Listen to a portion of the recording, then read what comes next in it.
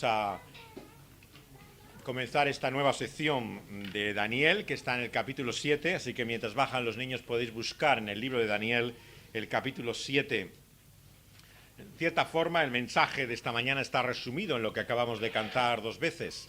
En este cántico, en este coro, está la esencia, el corazón mismo del mensaje que Dios nos da aquí por el profeta Daniel en el capítulo 7. Pero como vamos a ver, nos parece muchas veces más complicado, más difícil de entender que como lo hemos cantado. Pero vamos a intentar verlo con los ojos y la claridad que nos da Dios en toda su palabra. Este capítulo 7 de Daniel. Dice así la palabra de Dios en Daniel 7.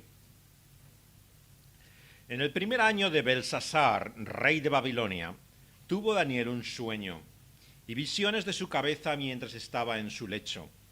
Luego escribió el sueño y relató lo principal del asunto. Daniel dijo: miraba yo en mi visión de noche, y he aquí que los 4 vientos del cielo combatían en el gran mar, y 4 bestias grandes, diferentes la una de la otra, subían del mar. La primera era como león, y tenía alas de águila. Yo estaba mirando hasta que sus alas fueron arrancadas, y fue levantada del suelo, y se puso enhiesta sobre los pies a manera de hombre, y le fue dado corazón de hombre. Y he aquí otra segunda bestia, semejante a un oso, la cual se alzaba de un costado más que del otro, y tenía en su boca 3 costillas entre los dientes. Y le fue dicho así: levántate, devora mucha carne. Después de esto miré, y he aquí otra, semejante a un leopardo, con 4 alas de ave en sus espaldas. Tenía también esta bestia 4 cabezas, y le fue dado dominio. Después de esto miraba yo en las visiones de la noche, y he aquí la 4ª bestia, espantosa y terrible, y en gran manera fuerte, la cual tenía unos dientes grandes de hierro, devoraba y desmenuzaba, y las sobras hollaba con sus pies, y era muy diferente de todas las bestias que vi antes de ella, y tenía 10 cuernos. Mientras yo contemplaba los cuernos, he aquí que otro cuerno pequeño salía entre ellos, y delante de él fueron arrancados 3 cuernos de los primeros, y he aquí que este cuerno tenía ojos como de hombre, y una boca que hablaba grandes cosas. Estuve mirando hasta que fueron puestos tronos, y se sentó un anciano de días, cuyo vestido era blanco como la nieve, y el pelo de su cabeza como lana limpia. Su trono llama de fuego, y las ruedas del mismo fuego ardiente. Un río de fuego procedía y salía delante de él. Millares de millares le servían, y millones de millones asistían delante de él. El juez se sentó, y los libros fueron abiertos. Yo entonces miraba a causa del sonido de las grandes palabras que hablaba el cuerno. Miraba hasta que mataron a la bestia, y su cuerpo fue destrozado y entregado para ser quemado en el fuego. Habían también quitado a las otras bestias su dominio, pero les había sido prolongada la vida hasta cierto tiempo. Miraba yo en la visión de la noche, y he aquí con las nubes del cielo venía uno como un hijo de hombre, que vino hasta el anciano de días, y le hicieron acercarse delante de él. Y le fue dado dominio, gloria y reino, para que todos los pueblos, naciones y lenguas le sirvieran. Su dominio es dominio eterno, que nunca pasará, y su reino uno que no será destruido. Se me turbó el espíritu, a mí, Daniel, en medio de mi cuerpo, y las visiones de mi cabeza me asombraron. Me acerqué a uno de los que asistían y le pregunté la verdad acerca de todo esto, y me habló y me hizo conocer la interpretación de las cosas. Estas 4 grandes bestias son 4 reyes que se levantarán en la tierra. Después recibirán el reino los santos del Altísimo, y poseerán el reino hasta el siglo, eternamente y para siempre. Entonces tuve deseo de saber la verdad acerca de la 4ª bestia, que era tan diferente de todas las otras, espantosa en gran manera, que tenía dientes de hierro y uñas de bronce, que devoraba y desmenuzaba, y las sobras hollaba con sus pies. Asimismo, acerca de los 10 cuernos que tenía en su cabeza, y del otro que le había salido, delante del cual habían caído 3.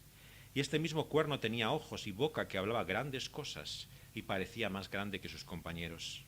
Y veía yo que este cuerno hacía guerra contra los santos, y los vencía, hasta que vino el anciano de días, y se dio el juicio a los santos del Altísimo. y llegó el tiempo y los santos recibieron el reino. Dijo así: la cuarta bestia será un cuarto reino en la tierra, el cual será diferente de todos los otros reinos, y a toda la tierra devorará, trillará y despedazará. Y los 10 cuernos significan que de aquel reino se levantarán 10 reyes. Y tras ellos se levantará otro, el cual será diferente de los primeros, y a 3 reyes derribará. Y hablará palabras contra el Altísimo, y a los santos del Altísimo quebrantará. Y pensará en cambiar los tiempos y la ley, y serán entregados en su mano hasta tiempo y tiempos y medio tiempo. Pero se sentará el juez, y le quitarán su dominio, para que sea destruido y arruinado hasta el fin. Y que el reino y el dominio y la majestad de los reinos debajo de todo el cielo sea dado al pueblo de los santos del Altísimo, cuyo reino es reino eterno, y todos los dominios les servirán y obedecerán. Aquí fue el fin de sus palabras. En cuanto a mí, Daniel, mis pensamientos me turbaron, y mi rostro se demudó, pero guardé el asunto en mi corazón. Hasta aquí la lectura de la palabra de Dios. Vamos a orar, vamos a hablar con Él. Oh Dios, venimos ante estas imágenes perplejos y confusos. Y, Señor, en tu palabra queremos encontrar la luz, la guía, la orientación para nuestra vida. Descubrir, Señor, el sentido de este mundo y su propósito, el fin al cual se encamina y la realidad, Señor, que tú has preparado desde tu propósito eterno.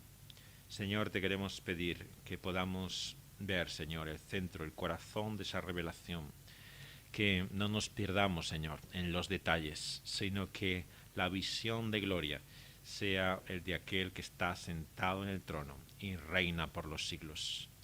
Que esa verdad que entendamos con nuestra mente sea también la que dé paz a nuestros corazones, la que domine nuestra vida, la que nos dé seguridad y confianza, la que nos lleve a adorarte y a servirte, Señor, como aquel que está reinando y gobernando por los siglos sobre el trono eterno.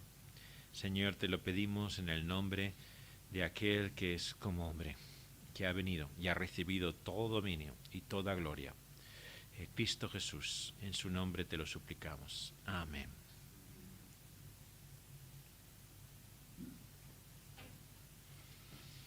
No sé cuántas veces en el cine hemos visto el mundo destruido. Parece una curiosa pasión la que tienen siempre los creadores de Hollywood en destruir el mundo de una y otra manera.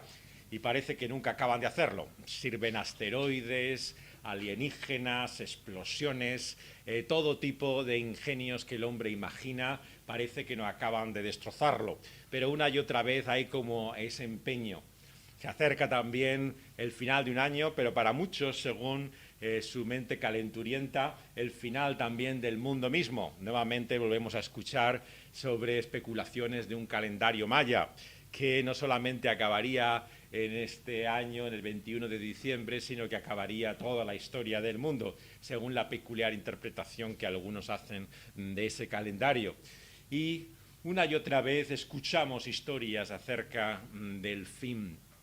Provoca un temor, angustia, inquietud, y de alguna manera es como si todos presintieran que esto tiene que acabar de alguna manera, que no va a ser para siempre. La gran duda es si esto va a acabar, como decía el poeta, con un estallido o con un gemido, pero sin duda que todos dicen que esto tiene que acabar de alguna manera.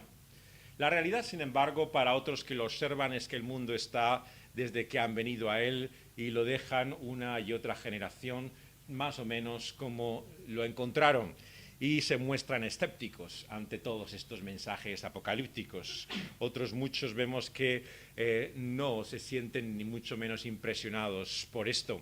Como el apóstol Pedro, realmente se burlan y desprecian estas profecías porque entienden que lo que hoy tenemos se mantendrá mientras nosotros estemos aquí. Pero de cualquier manera, nos encontramos aquí con esta visión que aquí nos da el profeta Daniel. Una visión con imágenes que tantas veces han calentado la mente, han confundido y dejado perplejos a los creyentes a lo largo de los siglos. Creo que era Alicia en el País de las Maravillas, en el famoso cuento infantil, quien le decía el conejo, me parece, ¿de qué sirve un libro si no tiene imágenes, si no tiene ilustraciones, si no tiene dibujos, ¿no? Chesterton, un escritor también convertido a la fe cristiana poco después, decía que no os creáis nada que no se pueda contar con dibujos. Y de alguna forma no solamente la verdad de la vida está encerrada en esas historias que conocemos desde niños, sino que la existencia misma, en esta revelación que encontramos en Daniel, está en estos cuadros, en estas escenas que pasan entre nosotros como si fueran realmente en una pantalla de cine, una escena detrás de otra. ¿Cómo interpretar, entender y leer estas imágenes proféticas? Al entrar en esta sección, en el capítulo 7, entramos realmente en la segunda parte del libro de Daniel, en la forma en cómo está narrado. No así como está escrito originalmente. El idioma cambia al final de este capítulo. Todavía no estamos en el idioma del arameo, que es la lengua en la cual se escribe el resto del libro de Daniel. Se produce al final del capítulo, no coincide exactamente con este comienzo del capítulo, el cambio de la lengua. Pero sí que volvemos atrás, ya desde el primer versículo, a algo que habíamos visto mucho antes, a la historia del rey Belsasar y el poder y dominio del imperio babilónico. Donde lo habíamos dejado en el domingo pasado, estábamos ya habiendo sucedido ese imperio otro poder, el poder que viene a continuación de los medos y los persas. Pero ahora volvemos atrás y en cierta forma volvemos casi al capítulo 2, a la visión de Nabucodonosor. Hay una relación directa entre el sueño de Nabucodonosor y la visión de aquí en Daniel capítulo 7. Vemos que hay una analogía entre no solamente las cifras de lo que ve Nabucodonosor, sino también la visión que aquí se da. Pero no solamente dentro del libro de Daniel, sino Apocalipsis mismo, al final de nuestras Biblias, nos da una imagen semejante también en su revelación el apóstol Juan. Encontramos toda una serie de analogías, de correspondencias entre esta visión y lo que aquí encontramos. ¿Qué es lo que tenemos que tener en cuenta al acercarnos a ella? En primer lugar, que como hemos dicho, son imágenes, son ilustraciones. Entonces, el error que muchos creyentes hacen es intentar descifrar, interpretar cada uno de los detalles de estas historias como si de lo que se tratara realmente fuera de una correspondencia simbólica, críptica, esotérica, entre cada detalle y algo de lo que ha de ocurrir en el fin de los tiempos. Esta no es la manera correcta de leer estas visiones proféticas. Estamos por ponerlo otra imagen como en una parábola. Igual que en una parábola, pensar en la más conocida del Señor Jesucristo, la del Padre y de los dos hijos, ¿no? Sería una enorme necedad que para analizar la historia mal llamada del hijo pródigo, lo que nos dedicáramos es a describir qué significa el anillo, qué significa el manto, el animal que es sacrificado en la fiesta cuando finalmente es recibido el hijo perdido, y de esta manera, como se suele decir, nos perdiéramos con los árboles en medio del bosque.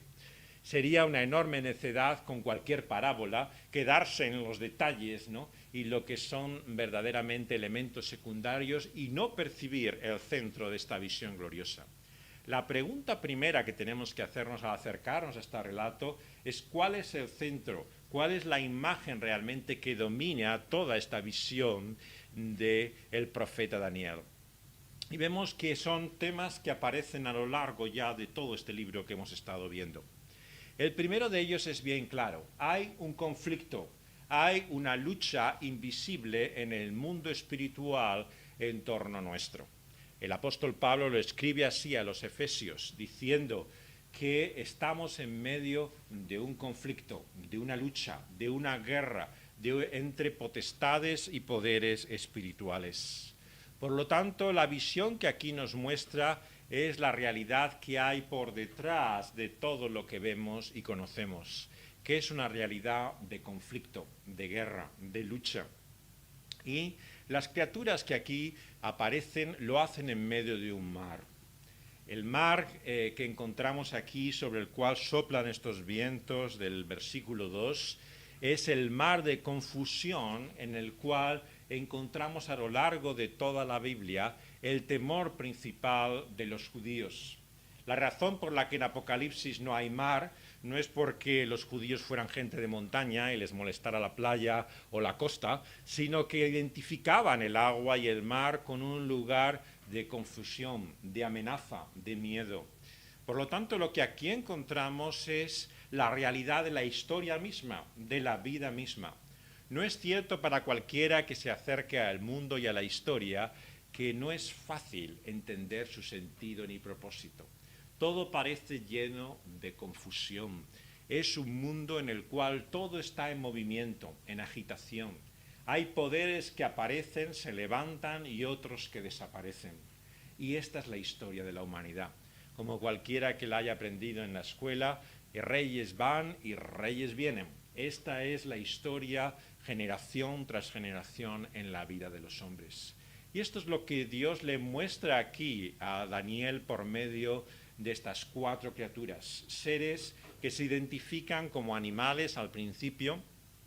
Sabemos que en la historia es habitual que muchos poderes o imperios se simbolizaran con un animal. Todavía lo hacen hoy. Sabéis que los Estados Unidos tiene el águila, por ejemplo, como el símbolo, igual que muchos poderes imperiales a lo largo de la historia. Los rusos lo tuvieron durante mucho tiempo en el oso, también con el que se ha identificado con frecuencia. Y así diferentes naciones han utilizado animales para identificar quiénes son. Es cierto que esto cambia a lo largo de la historia. Benjamin Franklin, uno de los padres de la nación americana, decía que el símbolo para Estados Unidos debía ser mejor el pavo que han celebrado en la fiesta de Acción de Gracias, pero no parecen muy orgullosos los americanos de tener un pavo en su escudo, prefieren un águila, que suena más terrorífica. Pero realmente los símbolos cambian, pero siempre representan la realidad de la aspiración, del poder, de la ambición imperial, de llegar a ser alguien en medio de la historia. La primera criatura que encontramos es un león, la criatura que definimos más claramente, pero tiene alas de águila. Están combinadas aquí rápidamente su fuerza y su poder. No es sorprendente que en otros lugares de la profecía bíblica, Jeremías, Ezequiel, lo identifican también así como encontramos acá con la realidad de Babilonia. Son imágenes con estos animales con las cuales se suele representar el poder de Babilonia. En el capítulo 2 de este libro vemos también que esta es la visión que le da en primer lugar a Nabucodonosor. Dios le ha dado a Babilonia ese poder que tiene. Y vemos que, sin embargo, sus días están contados. Belsasar, como vemos, vio la escritura en la pared, el destino escrito del fin de su imperio. Le serían arrancadas sus alas. Levantado del suelo, fue puesto en yesto sobre los pies a manera de hombre y se le dio un corazón de hombre. Aquí la humanidad se muestra en su debilidad, en su vulnerabilidad, como un poder humano, y todo lo humano finalmente tiene su fin, no es para siempre. Y así se lo mostró Dios a Nabucodonosor. Es la visión que tenía claro Daniel desde el principio que tenía acerca de Babilonia. Los judíos en el exilio podían pensar que ese imperio era para siempre, pero Dios le decía a Daniel que sus días estaban contados, que desaparecería igual que apareció aquel poder. Y así lo vio también a continuación. Otra segunda bestia apareció también semejante a un oso, que se levantaba como un costado más que del otro, probablemente como en una gesto, una postura de combate. Tenía en su boca costillas ya entre los dientes y estaba con una voz de fondo que le llamaba a devorar mucha carne. Y después de esto mira otro semejante a un leopardo con 4 alas de haba en sus espaldas, que también tenía 4 cabezas, y le fue dado dominio. Y la cuarta criatura, que vemos en el versículo 7, es algo diferente a las demás. Se nos muestra como espantosa, como terrible. No se enfatiza aquí lo limitado de su poder, su sentido realmente de fragilidad, sino que se habla de ello como algo feroz y amenazante, dientes grandes de hierro que devoraban y desmenuzaban, que las sobras hollaban con sus pies. Daniel, como nosotros, tiene la primera sensación que tenemos de identificar estas criaturas. ¿Quiénes son estos poderes?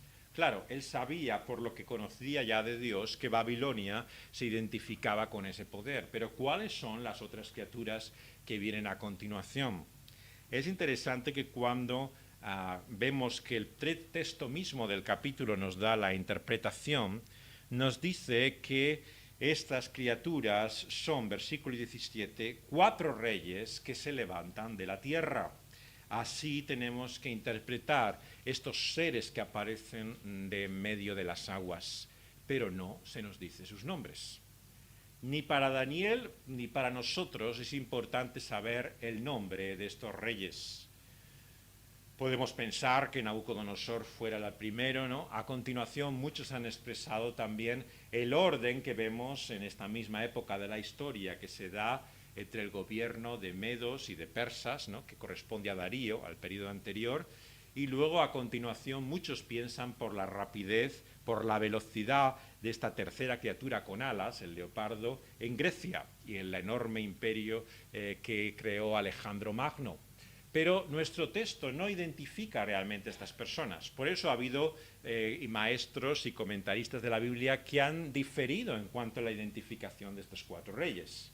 Si bien hay muchos que dicen que se refiere a Babilonia, a medos y persas y griegos, otros piensan realmente que se refiere a Roma en el último lugar, mientras que otros piensan que es Grecia la que aparece al final.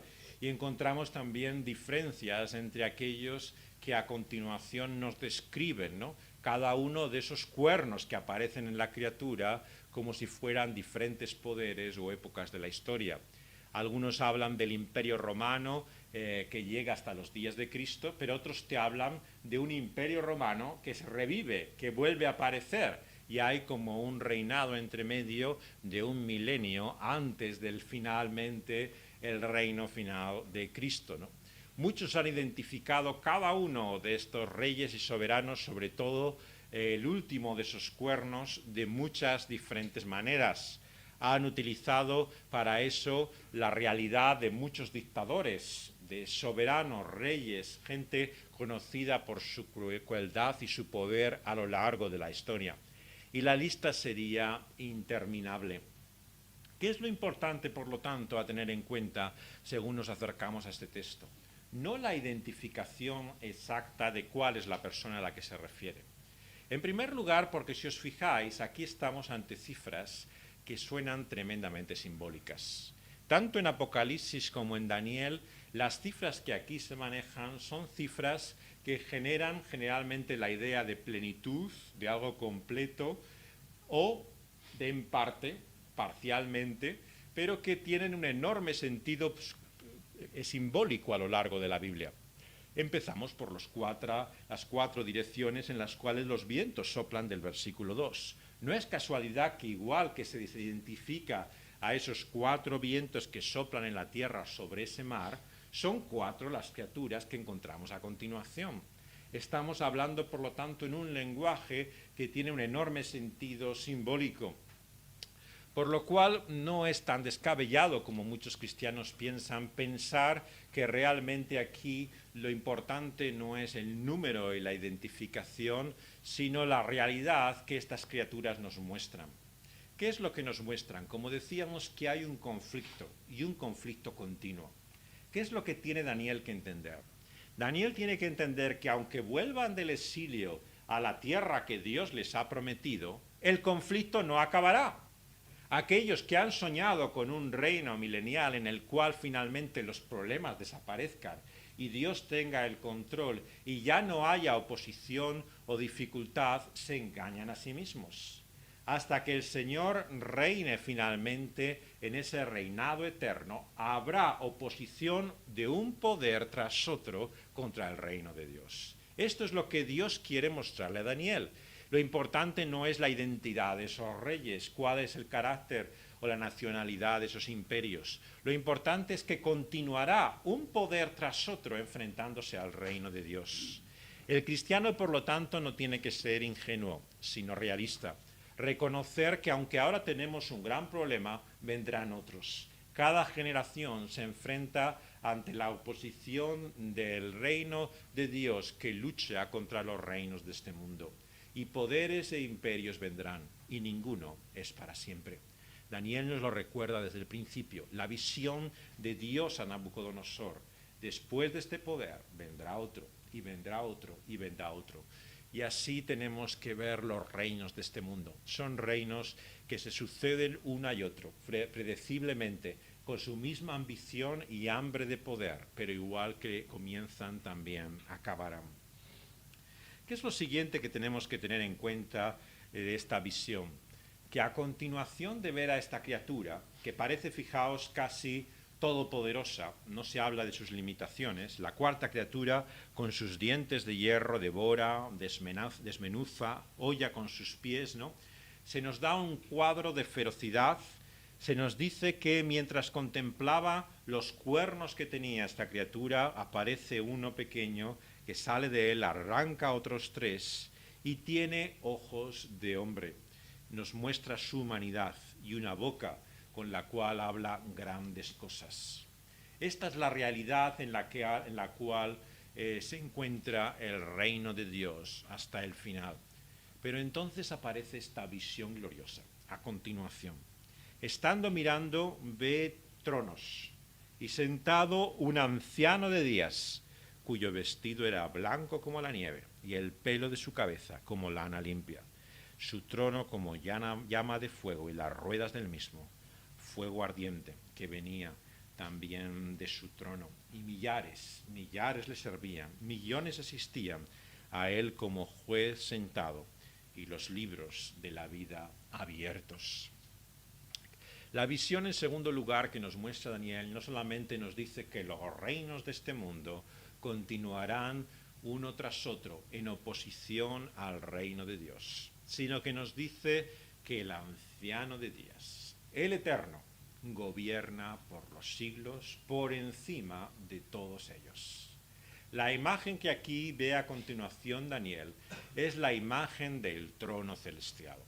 El Señor que está sentado aparece como el Eterno. Fijaos bien la primera característica del que reina. La primera característica es que es el anciano de días. Él es el Eterno, el que está siempre ahí. Los demás hoy están y mañana nadie sabrá de ellos. Se perderán sus nombres en los libros de la historia.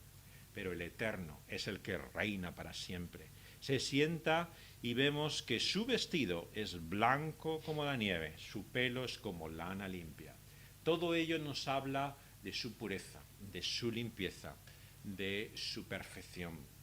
Fijaos bien que todo poder que se obtiene en este mundo es a causa de la injusticia. No seamos ingenuos, ningún imperio se ha establecido sobre la faz del mundo, sino es sobre la base de la iniquidad de los hombres. Para llegar al poder, para mantenerse en él y para acabar y dominar a los otros pueblos, hace falta mucha injusticia. Todo poder que en el mundo ha existido ha tenido siempre a su lado la realidad terrible que corrompe al ser humano y muestra que el poder absoluto corrompe absolutamente. Y por lo tanto, frente a ese poder corrupto está el trono eterno de Dios, que es santo, que es perfecto, que es limpio, que no ha comprometido su justicia, sino que con su santidad y justicia gobierna para siempre. Hay una tercera característica que vemos aquí también en ese reino eterno. Junto a su eternidad encontramos la realidad de su perfección, pero también, fijaos bien, la realidad de su justicia. Eso es lo que aparece aquí como el fuego. El fuego que aquí aparece se relaciona siempre en la Escritura con la justicia. La justicia es siempre como ese elemento ardiente que abrasa, que es como un fuego que acaba con todo lo que hay en ella. Desde que el hombre vive al este del Edén, lejos del paraíso, vemos esa criatura angélica también que está impidiendo su entrada con esa espada ardiendo. Esa imagen siempre de la justicia que no solamente se muestra en la espada, sino en el fuego, nos habla de la realidad no solamente de su poder, sino de esa justicia que finalmente triunfará. El que reina por los siglos, vemos que no solamente es santo y perfecto, sino que es justo. Su justicia tiene la última palabra. El mundo ahora y los reinos, poderes e imperios de este mundo, finalmente ante su medida, ante su balanza, son declarados injustos. Pero un día la justicia vencerá. No es la impiedad, la iniquidad y el mal quien tiene la última palabra. Dios en su palabra nos muestra que Él se ha guardado en la última palabra. La justicia prevalecerá al final. No podemos pensar que siempre será así, que el malo se salga con la suya. Todos responderán ante el juez. Así es como nos lo muestra. El que está sentado en el trono es el que juzga. Los libros son abiertos y allí vemos la realidad de su vida desnuda y puesta frente a ellos. Vemos entonces que de ese que reina, que es juez sentado, hay millares de millares que le sirven, millones asisten delante de él. Pensar en Daniel, él solo, en medio de ese imperio que desconocía a ese que reina y gobierna por los siglos, que no creía, ni adoraba, ni confiaba en él.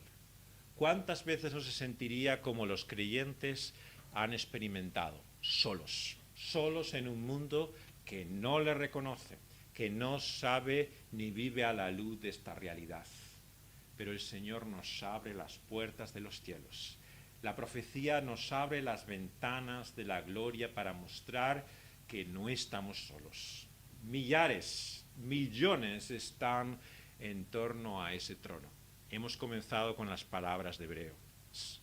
En Hebreos nos dice que nos hemos acercado a este trono con millares, multitudes que se reúnen en torno a su trono de gloria, a adorarle y reconocerle. Por lo tanto, nunca pensemos que estamos solos. Su visión de gloria nos da otra perspectiva diferente. Entonces escuchó de repente el sonido de las palabras del que hablaba, de ese cuerno, y nos habla de sus pretensiones, de la forma en la cual se engrandece a sí mismo. El poder humano siempre tiene esa característica. Es fundamentalmente la autoconfianza que las personas tienen en sí mismos. Por eso es que no hay ningún poderoso que sea humilde. Es una contradicción en términos. Todos aquellos que tienen poder, por definición, para mantener ese poder, tienen que despertar confianza. La certeza y seguridad de que ellos tienen todo el control para siempre.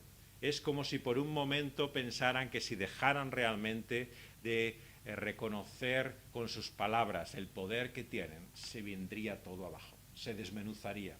Se levantan, por lo tanto, con orgullo, con soberbia sobre el resto de los hombres, pretendiendo su poder. Las grandes palabras que habla ese cuerno final que queda, nos vemos que contrastan con la muerte que trae esa bestia, el cuerpo destrozado, entregado para ser quemado en el fuego, de esa misma criatura con la cual se identifica al cuerno, porque se trata de un ser humano. Sus últimas palabras, aunque sean de autoengrandecimiento, son el anuncio de su propio final. Este es el cuadro y la transición que hace Daniel en su visión. Del poder de los hombres, de su dominio, ve la gloria de Dios reinando y a continuación ve que esas grandes palabras son eso, palabras. Tiene sus días contados. Será muerto y su cuerpo destrozado. Habiendo quitado a otras bestias su dominio, versículo 12, vemos que le habrá sido prolongado hasta cierto tiempo. Es interesante esta medida del tiempo en Daniel, ¿verdad? O sea, nos habla de la realidad de la vida misma. A veces parece que el poder de este mundo es para siempre. Y cuando parece que se va a acabar, todavía continúa, ¿no? Nuestros hermanos cubanos saben mucho de esto, de los dictadores que parece que no se mueren nunca, ¿no? Y realmente así ha ocurrido con todos los poderes que ha habido en la tierra, ¿no? Parece que son para siempre, ¿no? No tienen final, ¿no? Cuando parece que sus días están contados, se ponen enfermos, parece que todo es el final, siempre parecen como que resurgen, ¿no? Y esta medida de los tiempos es la que ve Daniel aquí, ¿no? Siempre parece que va a acabar su tiempo y luego vuelve otra vez, ¿no? Y siempre hay como esa prolongación, ¿no?, última antes del final. Es el anuncio de su final inminente, de que acabará también el poder de este último monarca, de este último poder último. Es la figura que en Tesalonicenses hemos leído como el anticristo. Sobre el anticristo, Juan nos dice que hay un anticristo en singular y hay muchos anticristos también en minúsculas, ¿no? Por lo tanto, cuando hablamos en la Biblia de anticristos, hablamos de una diferente figura en los diferentes pasajes de la Biblia. Son diferentes poderes que se enfrentan a la Biblia, pero también hay un poder último, ¿no?, que se identifica como anticristo en singular.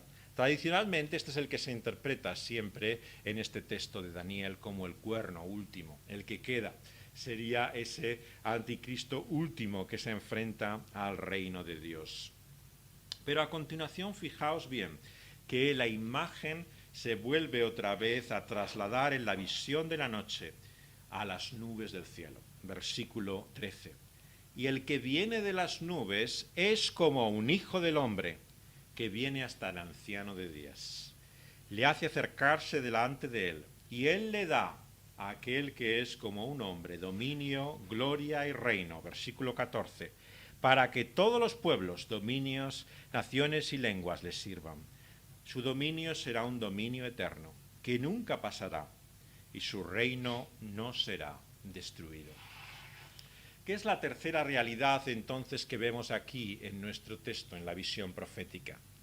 Que el que reina por los siglos, el eterno por encima de los poderes y dominios, ha dado todo poder, autoridad y dominio a aquel que es como un hombre.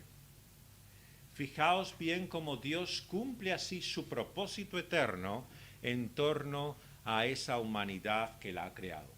Cuando Dios hace a aquel primer hombre, Adán, le da toda potestad, toda capacidad sobre la creación. Pero él vemos que actúa no reconociendo a Dios, sino escuchando a la serpiente. De esta manera se aleja de Dios y desconfía de él. Se intenta buscar su propio conocimiento y sabiduría al tomar del fruto prohibido y se enfrenta y revela frente a Dios. El ser humano, por lo tanto, sigue intentando obtener control y dominio, pero ya no busca servir a Dios y reconocerle a él. Lo que tiene es sencillamente la ambición, el poder y la crueldad que vemos a continuación. Pero Dios cumple su propósito con un nuevo Adán, un nuevo hombre. Este nuevo hombre es el que Dios nos revela en Cristo Jesús. Nos acercamos una vez más a Navidad, al final de un nuevo año. Y recordamos, como siempre que llega a estas fechas, que Dios nos ha mostrado la buena noticia de que el reino, el poder y el dominio ha sido dado a un hombre. Aquel que siendo rey, que teniendo poder y gloria en toda majestad, vino como un hombre a servir.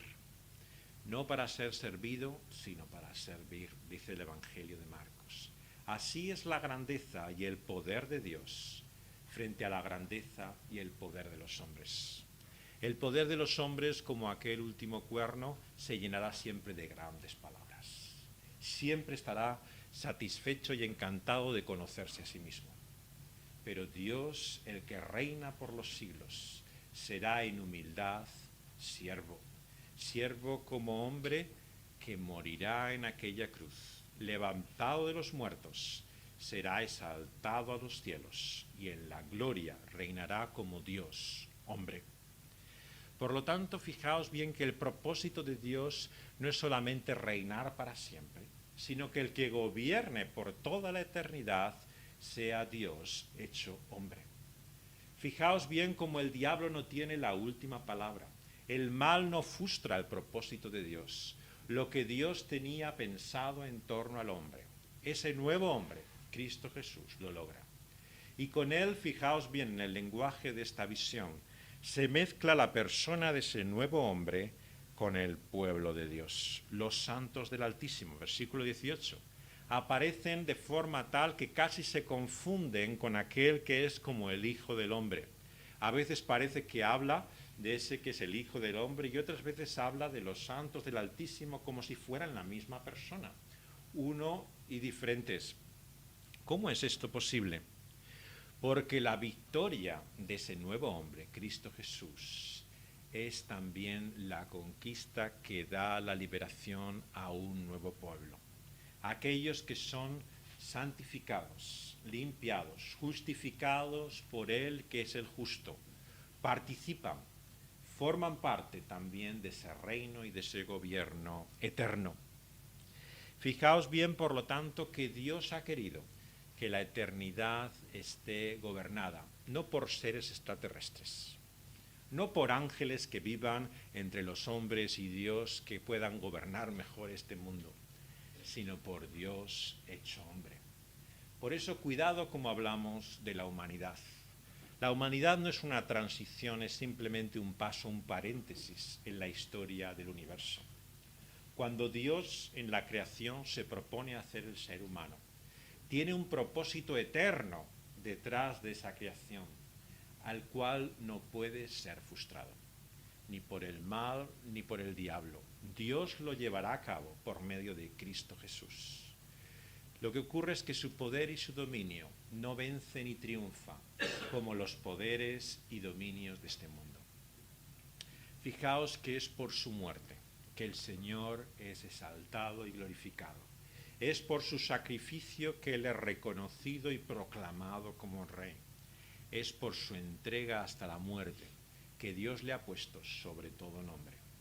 Y cuando dejó esta tierra, cuando se reúne con los discípulos al ascender a los cielos, ¿qué es lo que dice al final del Evangelio? Todo poder, autoridad me ha sido dada en el cielo y en la tierra, dice el Señor Jesucristo. Él ha triunfado, Él tiene ya toda la autoridad y la última palabra. ¿Qué es entonces el mensaje final de nuestro pasaje, de esta visión profética? Que el que reina, reina desde la eternidad y para siempre, por medio de Cristo Jesús. Por lo tanto, hay alguien que está sentado en el trono, hay alguien que gobierna y reina por los siglos. Y es el que ha dado su vida en la cruz, Cristo Jesús.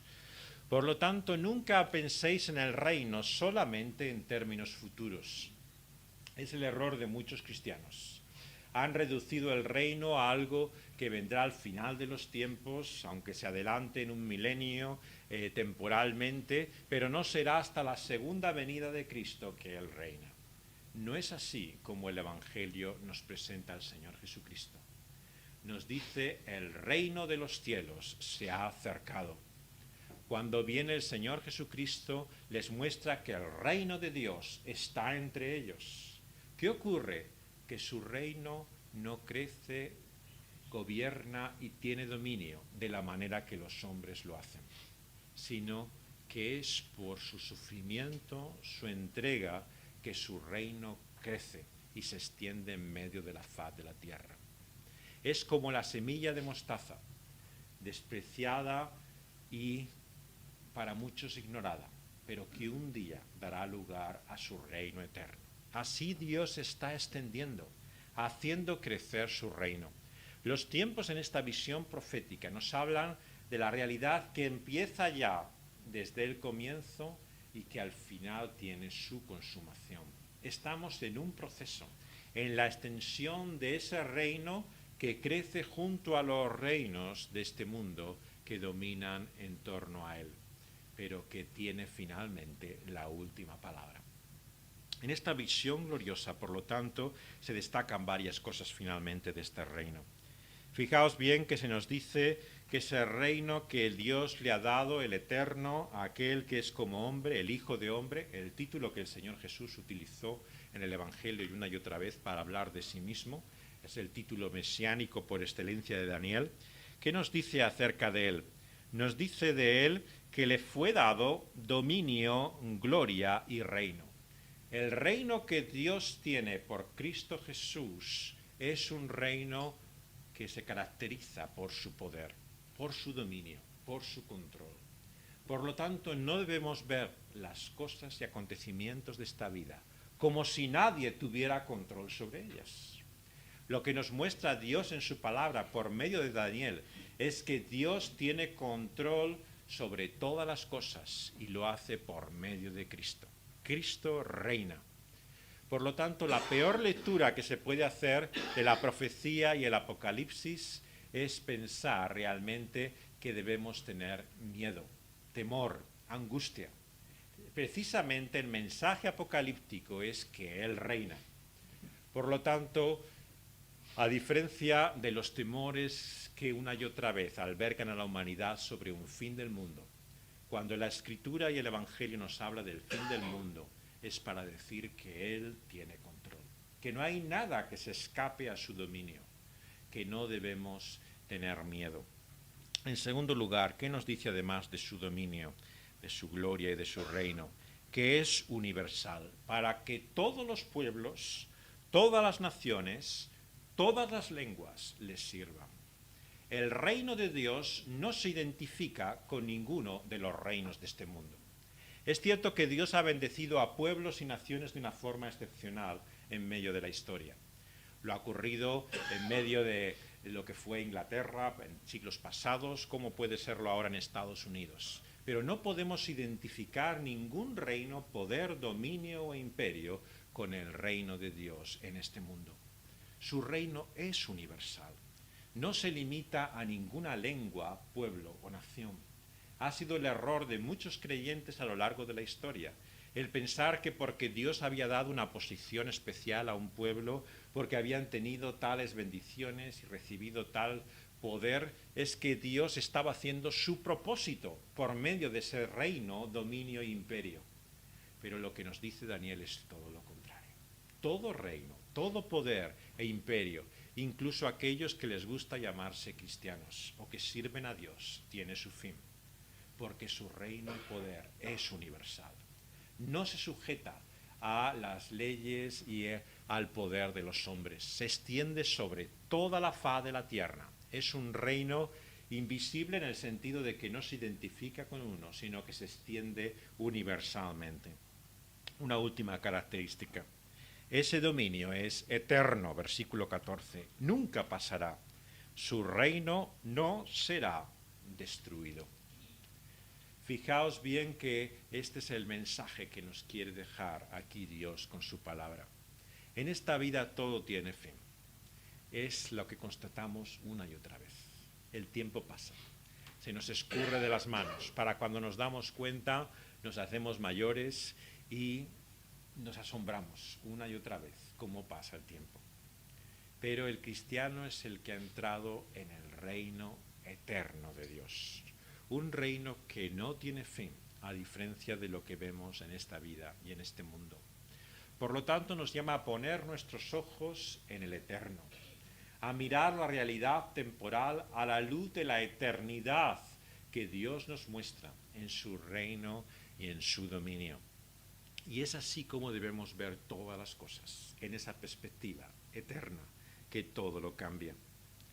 Daniel, turbado, dominado por esta visión, asombrado, no encontraba paz y quería una interpretación. Como muchos de nosotros, quería identificar cuáles son esas grandes bestias, esos reinos que hay. Pero lo que recibe aquí como clave e interpretación son estas realidades últimas. Las realidades de que reyes se levantarán en la tierra, pero finalmente el reino será para los santos del Altísimo. Que el reino será eternamente y para siempre. Eso es lo que Daniel y nosotros necesitamos saber.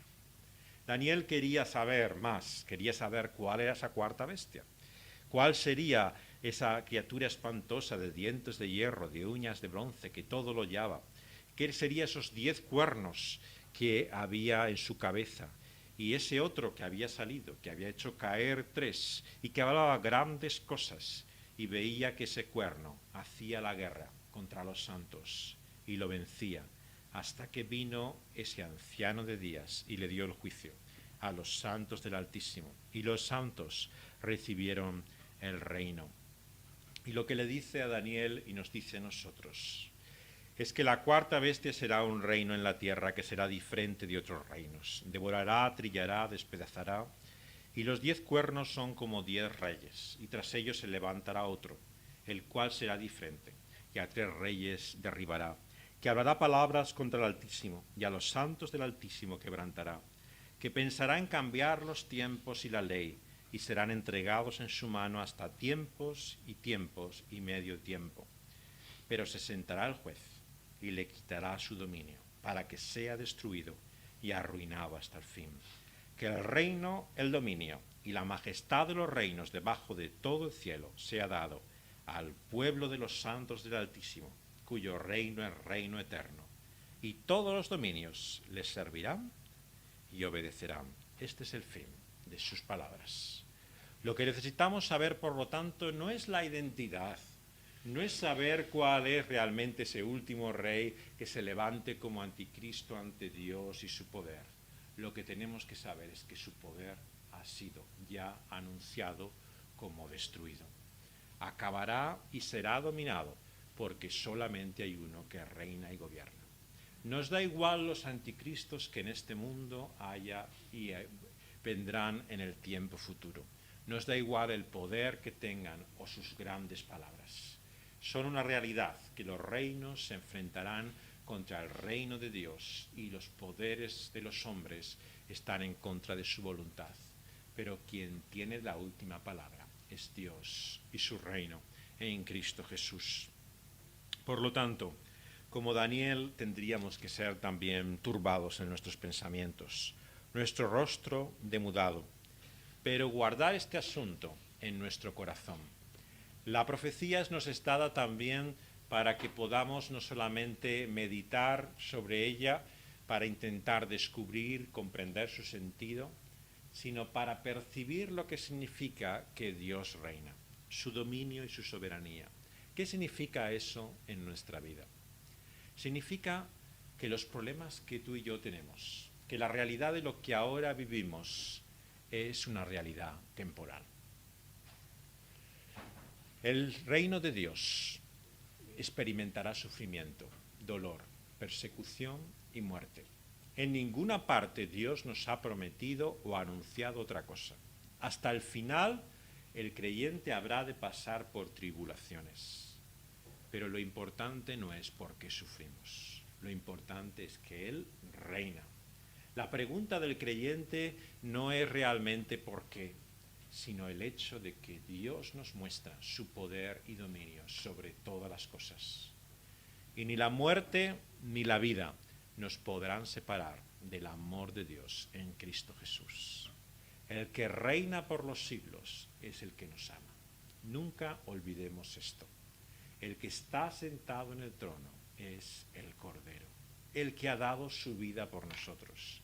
¿Y crees tú que si Él, el Todopoderoso, ha bajado a este mundo, ha sufrido por ti, ha sangrado, ha llorado, ha padecido en su propio cuerpo cada una de sus heridas a causa de tus ofensas e injusticias, de tus delitos, ha sido molido y destrozado en la cruz del Calvario?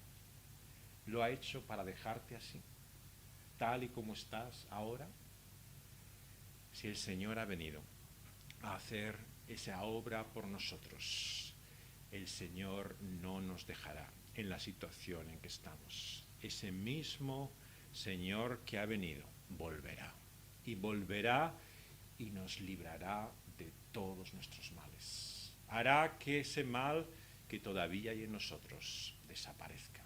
Hará que todo lo que se enfrenta contra Él y su propósito acabe, y hará que nosotros podamos conocer la santidad última de la que aquí nos habla, como hijos del Altísimo, como parte de su reino. Por lo tanto, cuando miramos hasta el que está sentado en el trono, vemos al que nos ha amado. Y nos ha amado hasta el final. Se ha hecho todo por nosotros. ¿Qué nos dice Pablo en Romanos 8? si Él nos ha entregado y sacrificado hasta su propia vida por nosotros? ¿Cómo no nos dará Dios con Él también todas las cosas? Que hay muchas cosas que nos faltan y echamos de menos, que tenemos necesidad y nos sentimos privados de ellos, que quisiéramos ser realmente diferentes. Pero cuando miramos a Él, vemos que si Él nos ha dado todo en Cristo Jesús, ¿cómo no nos dará todas las cosas también por medio de Él? Vamos a pedírselo a Él, vamos a rogárselo. Señor y Padre nuestro, te queremos pedir confianza, la seguridad y certeza de saber que tú reinas, que estás en control de todas las circunstancias y acontecimientos. Señor, quita de nosotros toda incredulidad, toda sospecha, toda desconfianza de que vivimos en un mundo, Señor, que está destinado a su ruina y a su fin a causa del mal y el pecado. Llena nuestra visión de la grandeza, el poder y la gloria del reino final. Que haga disminuir, empequeñecer, Señor, todo lo que lo amenaza, todo lo que parece frustrar tu propósito, todo aquello que nos parece que es para siempre. Que entendamos que es una realidad sobre la cual tú has vencido, que tienes la última palabra, Señor, sobre esta creación, y que ni un milímetro de ella, ni una pequeña parte, Señor, dejarás que quedará en manos del mal y del maligno. Tú tienes capacidad y poder para redimir todas las cosas. Señor, sabemos que los que se enfrentan a ese reino, los que se levantan contra ti, no tienen futuro. Y tú anuncias la realidad de tu juicio, un juicio que alcanza a toda la humanidad. Pero, Señor, cuando buscamos nuestra justicia en Cristo Jesús, tenemos la certeza de que podemos ser libres ante ese tribunal eterno. Danos esa seguridad y certeza, que podemos mirar hacia aquel día, no con vergüenza y con temor, pensando que va a ser nuestra perdición, sino con la confianza de que aquel que nos juzgará es el que nos ha amado y se ha entregado por nosotros, el que ha pagado nuestro castigo, el que ha cumplido con la justicia que nosotros no hemos logrado realizar. Señor, te suplicamos también que podamos ver así ahora el mundo, a la realidad y la perspectiva de ese reino eterno. Que podamos relativizar, Señor, lo que tú en tu palabra relativizas. Que no veamos, Señor, los poderes que hay en este mundo como si fueran para siempre. Que comprendamos, Señor, que estamos en medio de una realidad temporal y que solamente tu reino es eterno.